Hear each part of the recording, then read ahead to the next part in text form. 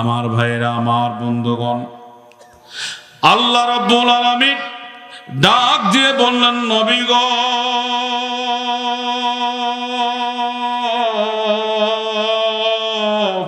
ইয়া রাসূলুল্লাহ, ইয়া হাবিবাল্লাহ, ও নবী গো, আমি আপনাকে বলে দিলাম, আমি আল্লাহ রাব্বুল আলামিন আপনাকে দুনিয়া পাঠা দিলাম। নবীজি, কোন মানুষ যদি আপনার কাছে ডাইভার্ট হয়ে যায়, কোন মানুষ যদি কোরআনের কাছে ডাইভার্ট হয়ে যায়, ও নবী গো, কোন মানুষ যদি কোরআনকে মেনে নেয়, আমি আল্লাহ রাব্বুল আলামিন বলে দিলাম, নবী গো, আপনি আমার পক্ষ থেকে ওয়াজ করে দেন, ওই মানুষগুলো জান্নাতে চলে যাবে। জোরে জোরে বলেন সুবহানাল্লাহ, আর একটু জোরে জোরে বলেন সুবহানাল্লাহ। ইসলামের বাতি জ্বালায়া দিয়া রাসূল ঘুমায় আসে সোনার মদিনায়। হায় হায়, ইসলামের বাতি জ্বালায়া দিয়া রাসূল ঘুমায় আসেন সোনার মদিনায়। লিল্লাহে তাকবীর, আরো জোরে লিল্লাহে তাকবীর। আমার ভাইরা, আমার বন্ধুগণ, সময় অনেক কম, আমার দিকে লক্ষ্য করেন এ বাবারা, পাটাবুকের ভাইয়ের আমার, আমি যেখানেই যাই যুবকদেরকে লক্ষ্য করে কথা বলি, বন্ধুরে, আমার আল্লাহ রাব্বুল আলামিন ডাক দিয়ে বললেন এই কোরআনের মধ্যে, ইয়াসিন মানে আমরা এই অর্থ জানি না, আল্লাহ পরের আয়াতে বলতেছেন এই কোরআনটা হলো প্রজ্ঞাময়, এই কোরআনটা হলো হিকমত, এই কোরআনটা হচ্ছে এমন একটা বিষয়, এই কোরআনের মধ্যে এমন কোনো ডিকশনারি নাই, এই কোরআনের মধ্যে এমন কোনো ঔষধ নাই, এই কোরআনের মধ্যে এমন কোনো সাবজেক্ট নাই যে আপনি আমি পাবো না। বন্ধুরে, স্বামী স্ত্রীর কিরকম সম্পর্ক হওয়া দরকার বলেন তো বাবা, কোরআনের মধ্যে আছে না নাই? আরো জোরে বলেন, আছে না নাই? মায়ের সাথে সন্তানের কি সম্পর্ক হওয়া দরকার এটাও কোরআনের মধ্যে আছে। দুনিয়াতে কিভাবে চলবেন সবকিছু কোরআনের মধ্যে আছে। এই জন্যই তো আল্লাহ সুসংবাদ দিয়েছেন, ইহদিনাস সিরাতাল মুস্তাকিম। আরো জোরে আল্লাহু আকবার, আরো জোরে বলেন আল্লাহু আকবার। আরে বউ তোর কথা শুনে না, বউ কথা শুনবেই না, কারণ বউ তো কোরআন মতো চলে না। কথা কয় না কেন? বউ কথা শোনে না, বউ এখন মোবাইলে পড়ে থাকে। দুনিয়াতে কি দেখা যায় বাবা? আহারে, বাচ্চা ভাত খাচ্ছে না, চেরা খাচ্ছে না, মাটি খাচ্ছে, মোবাইল টিপার তালত কিছু দেখেন। আরো জোরে বলেন না কেন? মোবাইল আগে রে, আর মোবাইল আগে, বউ আর বাচ্চা সংসার ওর কোনো দরকার নাই। কথা বলেন ঠিক এরা? ওই বেটি জল দিয়ে শান্তি। আরে কথা কয় না, হবে জোরে কন। আমার আল্লাহ কোরআনে ডাক দিয়ে বললেন, দুনিয়ার মানুষ, মুক্তির পথ যদি পেতে চান তাহলে কোরআনের সাথে থাকা লাগবে। বলেন তো, আব্দুল্লাহর ছেলে মোহাম্মদ, জোরে বলি সাল্লাল্লাহু আলাইহি সাল্লাম, আমাদের কলিজার টুকরা নবী খাদিজাকে একদিন ডাক দিয়ে বলতেছেন, খাদিজা রে, তোমার মতো সুন্দরী বউ আমার কপালে জুটে গেছে, আমি এত সুন্দর বউ পাবো কোনোদিন ভাবিনি। খাদিজা রে, তোমার মতো এত সুন্দর রমণী পাবো কোনোদিন ভাবিনি। আপনাকে পাই নাই, আপনাকে পাওয়ার জন্য আমাকে অনেক কষ্ট করা লাগছে। আমি তো এমনি আপনাকে পাই নাই, আমি আপনাকে পাওয়ার জন্য আমার অনেক কষ্ট করা। নবী আমার ডাক দে বলে, কি বলো খাদিজা? নবী বলে, ও খাদিজা, তুমি সব কি বলো? তুমি হলো ধনাঢ্য মানুষ, তোমার সম্পদের নাই শেষ, তোমাকে বিবাহ করার জন্য আবু জেহেল ছিল আউলা বেশ, মানে পাগল ছিল আবু জেহেল তোমারে বিয়ে করবে। এইবার খাদিজা ডাক দে বলেন, নবী গো, বিয়ে করতে চাইলেই তো বিয়ে করা যায় না, কারণ আপনাকে আমার পছন্দ লেগেছে সেই দিন যেই দিন আমি আপনাকে দেখেছি ওই গাছের নিচে। কোন গাছ? খেজুরের গাছ। আল্লাহু আকবার কোন? শুনবেন না? শোনা লাগবে না? মানুষগুলো পাগল ছিল, কিন্তু আমাকে তুমি দেখে পাগল হলে কিভাবে? আমার বন্ধুগণ খাদিজা বললেন, ওই যে দেখেছিলাম যেদিন গাছের তলায়, ওই দিন দেখে হয়েছি পাগলে আত্মহারা নবী, সেদিনই মনে মনে আপনাকে আমি স্বামী বলে মেনে নিয়েছি। একটু চিৎকার মরে বলা যাবে কি সুবহানাল্লাহ? আর একটু জোরে বলেন সুবহানাল্লাহ। ইতিম নবী, দয়াল নবীকে আমার বন্ধুগণ তার চাচা এত ভালোবাসতেন না।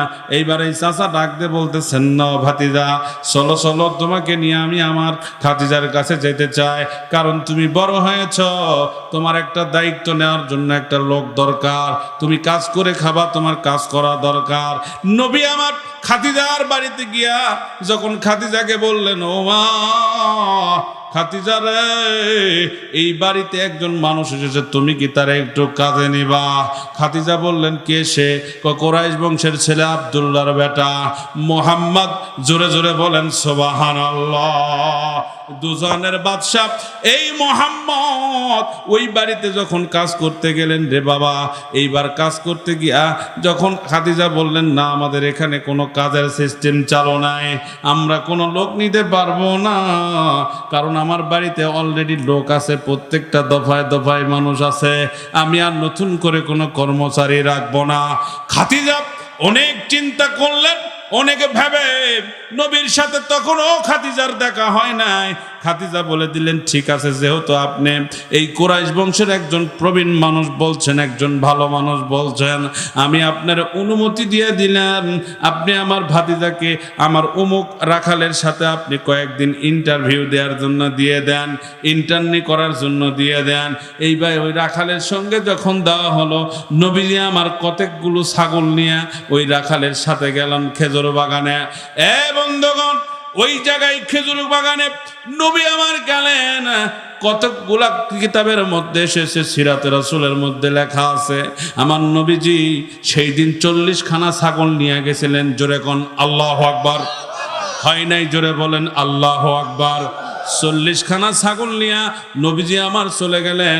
ওই জায়গায় যাওয়ার পরে নবীর একটু ক্লান্তি ক্লান্তি ভাব এসেছে, কারণ নবীজি তো ছোট মানুষ, তখন বয়স ছিল তার 14 থেকে 15 বছর।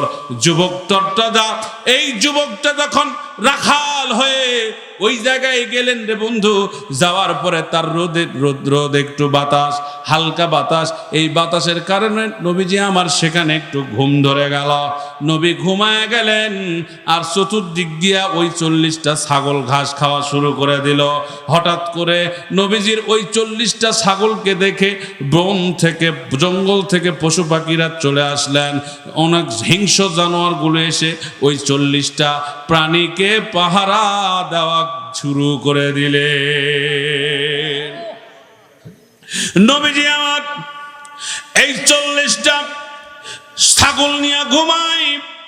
নবীর আমার শত্রু হলো তার ওই যে বন্ধু, যার সাথে ইন্টার্নি করবে। চিন্তা করেন, গভীর মনোযোগ হন। একজনের সাথে এসেছে, সেই হলো নবীদের শত্রু। মানে এটার থেকে বোঝা যায় যে যে কর্ম করে সেই কর্মের শত্রু হলো সেই কর্মেরই লোক। কথা কয় না কেন? হুজুরের শত্রু। আরো জোরে, ভয় লাগে নাকি? হুজুরের শত্রু,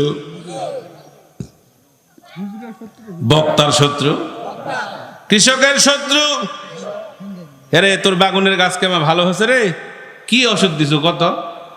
ওই কাছে থাম শালা, তো কম রে, তোর যদি বাগুন ভালো হয় তো তুই বেশি দাম বেচবো। থাম থাম কসম, অত তারা ওষুধের নাম কয়। কথা কয় না কেন? দেওয়ার মালিক কে? আয় হায় হায়, টেন্ডেন্সি রে, কি টেন্ডেন্সি! দেওয়ার মালিক কে? ওই দিছে ইউরিয়া, কইছে দিছু ডাসবাম। কথা কন না? হায় হায়।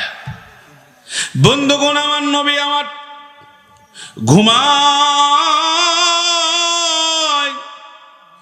এইদিকে লোকটা চিন্তা করলেন, নবীকে ছোট করার একটা সময় পাইছি রে, এর চেয়ে ভালো সময় আর পাওয়া যাবে না। দৌড় দিছে খাদিজার বাড়িতে। খাদিজা যায় দৌড়ে দিয়ে হাঁপাতে হাঁপাতে বলতেছে, মা আম্মা জান, আপনাকে আগেই বললাম লোকজন লাগবে না, আমি একাই যথেষ্ট, অযথা আপনি একটা লোক নিয়ে নিলেন। এই লোকটা যায় দেখেন, আমি তার একটু রেখে অন্য জায়গায় গেছি, আসে দেখি ঘুমাচ্ছে। ও তো ঘুমাচ্ছে, কিন্তু আমাদের ছাগল মনে হয় এতক্ষণে একটাও নাই। আমাদের ছাগলগুলোকে চতুর্দিক দিয়া ওই বনের হিংস্র জানোয়াররা ঘিরে রেখেছে। একটু জোরে জোরে বলতে হবে আল্লাহু আকবার। এ বন্ধুগণ, এই ছাগল তো ঘিরে রাখছে, খাদিজা যেই শুনছে মাথার তার ছিঁড়ে গেছে। খাদিজা সিংহাসন থেকে লাফ মেরে দৌড় দিয়েছে, পিছনে পিছনে তার সঙ্গী সাথীরা তারাও যাচ্ছে। যাইতে যায় দেখে ঘটনা সত্য, আব্দুল্লাহর বেটা মোহাম্মদ সেখানে ঘুমাচ্ছে, কিন্তু বনের পশু পাখিরা চতুর্দিক দিয়ে দাঁড়িয়ে আছে, তীর হয়ে দাঁড়িয়ে আছে, কেউ কারে এখনো নড়ানড়ি করে নাই, খায় নাই। ওই জায়গার পরিবেশটা থমথমা, ওই জায়গার পরিবেশটা খুবই খারাপ অবস্থা হয়ে গেছে। একটু পরে খাদিজা লক্ষ্য করে দেখতেছে আব্দুল্লাহর বেটা মোহাম্মদ যে গাছের নিচে ঘুমায়, ওই গাছের নিচে একটু খেজুরের পাতার ফাঁক দিয়ে একটা করে তার উপরে রোদের ছিটকানি পড়ছে। এইটা দেখে চিন্তা করলেন আহারে রোদ পড়তেছে, সেই জায়গায় আবার একটু উপরের দিকে তাকাতেই দেখতেছে ওই খেজুরের ডালের সাথে একটা বিশাল সাপ নিঙ্গুরটাকে পেঁচ দিয়া ফেনা দিয়া নবীজির উপরে বাতাস করতেছে। আমার নবীজির উপরে যখন বাতাস লাগায়,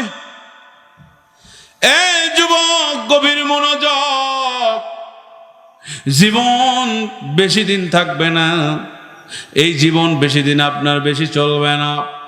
আজকে তাফসীর মাহফিল হয়, আপনি এই মাহফিলে আসেন না, বসেন না, আপনি চুরিমালার দোকানে ঘোরেন, আজরাইলও আপনার পিছনে পিছনে তার চেয়ে বেশি ঘুরতেছে কিনা।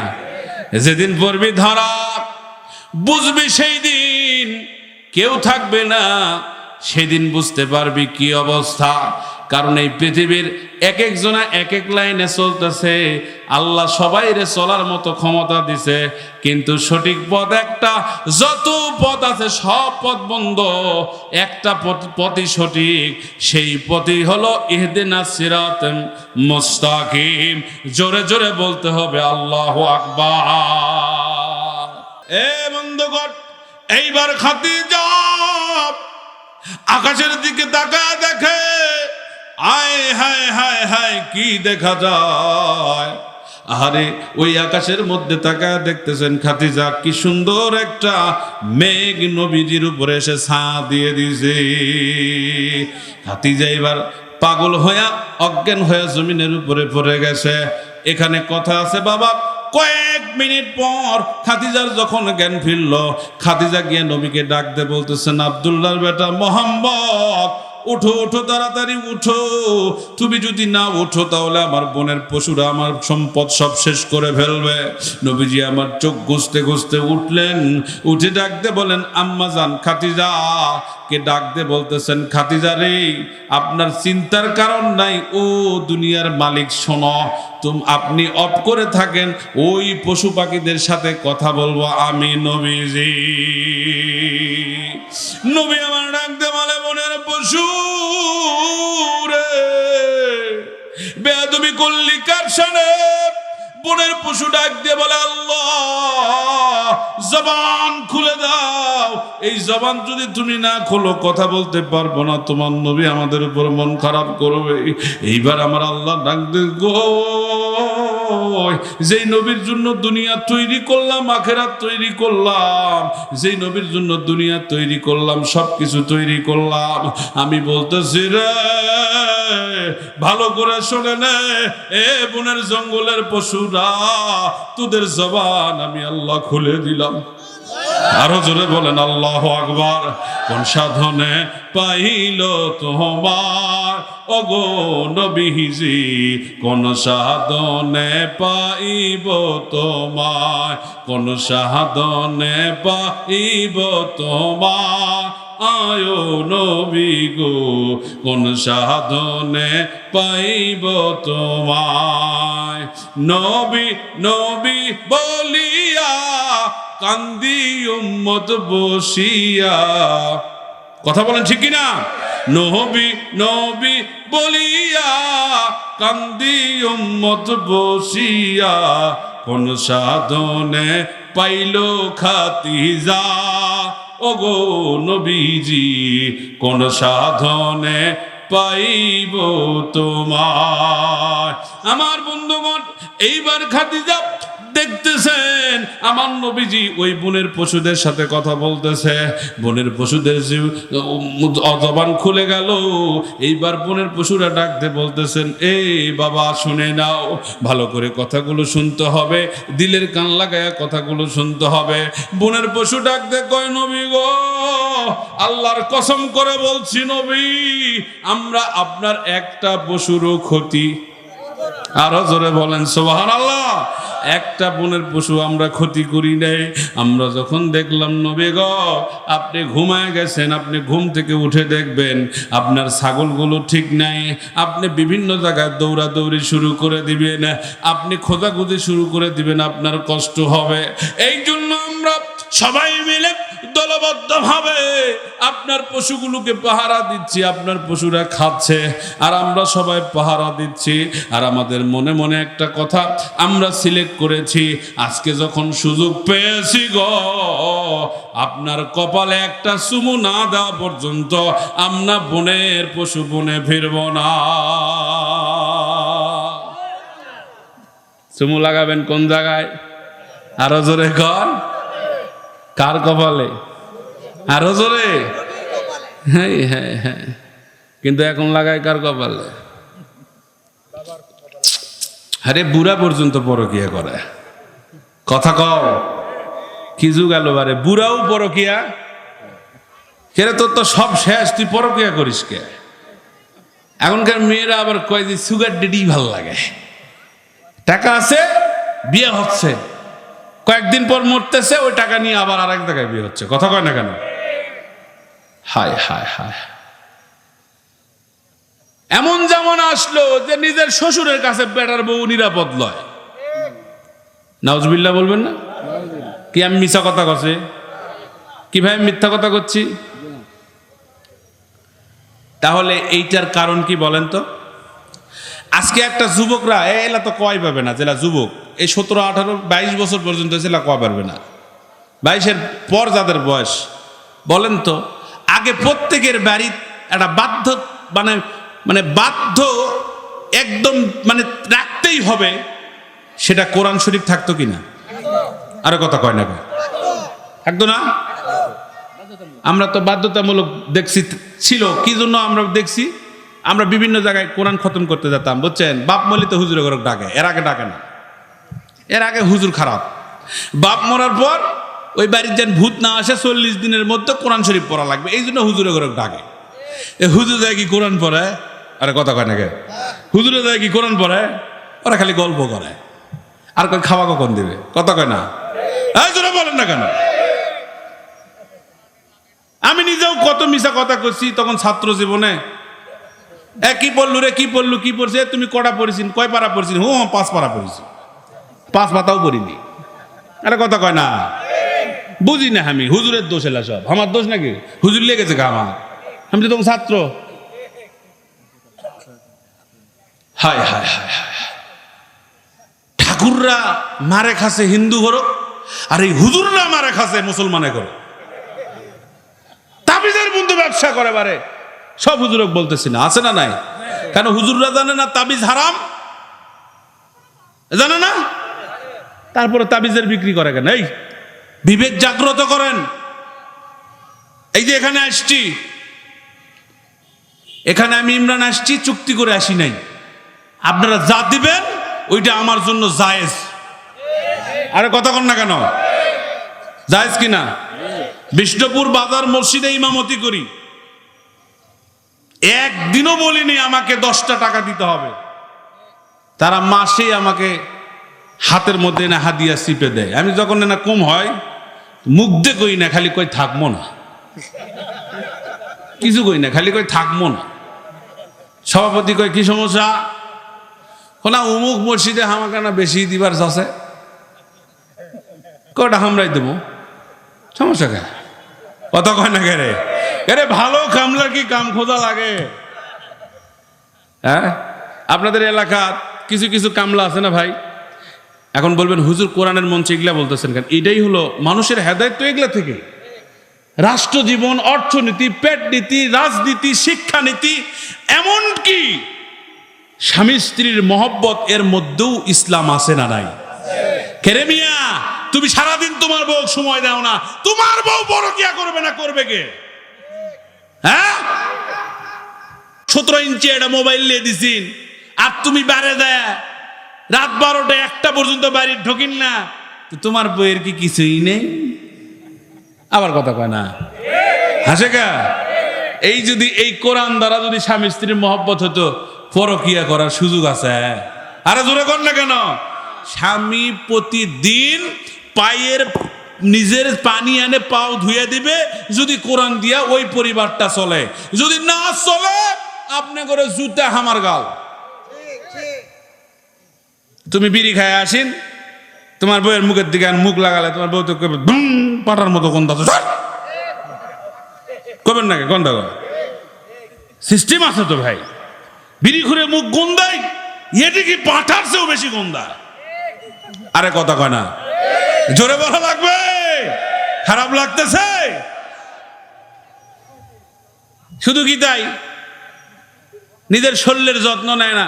কোরআন কি বলছে, ইসলাম কি বলছে? এই শোনেন শোনেন, নিজের পরিষ্কার পরিচ্ছন্নতা কি?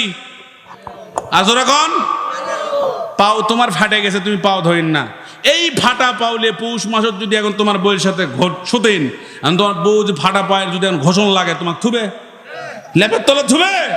পাশাত লাস্তি বার তো খারাপ তোমাকে নামে দিবে। এখন বলেন, যদি ওযু করেন পাও ফাটার চান্স আছে? আরে কথা কয় না, ফাটলে ফাটুক, কিন্তু ওটা সিলসিলা ফাটা হবে, ধার থাকবে না। কথা কয় না কে? আহা, এর নাম হলো ইসলাম। ইসলাম মানলে পরিপূর্ণ মানতে হবে, না মানলে মানার দরকার নাই। আগে টাইট করা লাগবে, নিজে সোজা হওয়া লাগবে, তারপর সব জায়গায় উচ্চ কণ্ঠে বীরের মতো, ওমরের মতো কথা কওয়া লাগবে। যে ইমাম কবে না তুমি এখানে হক কথা বলতে পারবে না, তুমি আমার নেতা হতে পারো না, তুমি এখান থেকে এই মুহূর্তে রিজাইন দিয়ে চলে যাবা, তোমার মতো নেতা আমার দরকার নাই। হক কথা বললে ইমামতি করবা, না বললে তোমার ইমামতি করা জায়েজ নাই। কথা বলেন ঠিক কিনা? তুমি সুদারুর বাড়ি তো খাবা, ঘুষারুর বাড়ি তো খাবো, সব বাড়িত খাবো, মিলাদও পড়াবো, আবার থাকে থাকে মিলাদ পড়া জায়েজও নাই। পাইছু কি রে তুই রে? হ্যাঁ, পাইছু কি তুই? আমি এক জায়গায় একটা উদাহরণ দেই ভাই, কষ্ট নিয়ে না। অনেক হুজুর আছেন আমার উপর রাগ করতেছেন, করলে কিছু করার নাই, কিন্তু এটা সত্য কথা। আমি এক জায়গায় বলছিলাম, বলেন তো, ভালো করে বলেন, কষ্টে কথাগুলো বলতেছি, বলেন তো আপনাদের একটা কথা বলি। এই বাংলাদেশে 4 তরিকা আছে, আছে না নাই? আছে না? 4 প্রকার মানুষ আছে, আছে না? সব ঠিক আছে, কিন্তু আপনার কাছে আমার একটা প্রশ্ন আছে বাবাজি, ভালো করে শোনেন। এই যে আমাদের আপনাদের 5 বিবির উপর দিয়ে যে হুজুর ট্রেনের টিকিট কাটে আছে, এই ট্রেনের বগি যদি চকচকা হয় আর ইঞ্জিন যদি নষ্ট হয়, বলেন ওই বগির দাম আছে? বুঝে শুনে কওয়া লাগবে, আছে? আর বগি যদি ভাঙ্গা চূড়া হয় আর যদি ইঞ্জিন টাইট হয়, ওর পাছা খুলে গেলে উলিয়ে যাবে, ছিঁচড়ে নিয়ে যাবে। কথা কয় না কে? যাবে কি না? ইমাম যদি ভালো হয়, ইমাম যদি 5 ওয়াক্ত নামাজ পড়ে, মুসল্লিও 5 ওয়াক্ত নামাজ পড়বে। আর ইমাম যদি নামাজ না পড়ে, ওই মসজিদের মুসল্লিরাও নামাজি হবে না। আপনি কবাস আছেন যে হুজুর খালি হুজুররা, আরে মিয়া হুজুররা কি এই হুজুরদের লেবাস ধরে খ্রিস্টানরা আজকে ইমামতি করতেছে? কথা কয় না কেন? ও আল্লাহ, আল্লাহ রে কোন জামানায় পাঠাইলা আমারে, ও আল্লাহ, আল্লাহ রে কোন জামানায় পাঠাইলা আমারে। এই জামানার ছেলে মেয়ে সমান সমান মা, লম্বা চুল কাটিয়া তারা মাথায় লাগায় ক্যাপ। আল্লাহ রে কোন জামানায় পাঠাইলা আমারে, ও আল্লাহ, আল্লাহ রে কোন জামানায় পাঠাইলা আমারে। কথা বলেন ঠিক কিনা? হায় হায় সমাজ রে, বউ দিয়ে মানুষ ব্যবসা করছে না ফেসবুকের মধ্যে। হায় হায়, ওই রাজশাহীর কটা আছে, রাজশাহীর কটা আছে, এরা মানুষের ঈমান নষ্ট করতেছে। এদেরকে অবিলম্বে বিচারের আওতায় আনা দরকার। স্বাধীন দেশে বউকে উলঙ্গ করে আর 10 জনের বউকে তুমি উলঙ্গ করার উৎসাহিত করতে পারো না, এইটা তোমার অধিকার নাই। এই বাংলাদেশ ইসলামী ওয়ালাদের দেশ, কোরআনের দেশ, মুসলিমের দেশ। কথা বলেন ঠিক না? এই দেশে কোনো অন্যায় চলবে? এই যুবকেরা গুলাও তো দেয়, এই যুবকগুলাও তো দেয় 5 ওয়াক্ত নামাজ পড়ে এরা। আমাদের সমাজে যে যুবকগুলো আছে 5 ওয়াক্ত নামাজ পড়ে না।